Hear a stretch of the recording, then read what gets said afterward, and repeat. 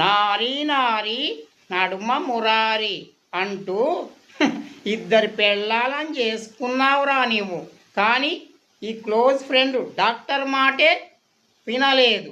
నీకు మొదటి భార్య పెళ్ళప్పుడే చెప్పాను పిల్లలు పుట్టరు అని. కానీ నువ్వు ఈ డాక్టర్ మాటనే నమ్మలేదు. ఒరేయ్, నీవు మాత్రం ఆ విభూతి బాబాల మాత్రం చెప్పినట్లే చేస్తావు.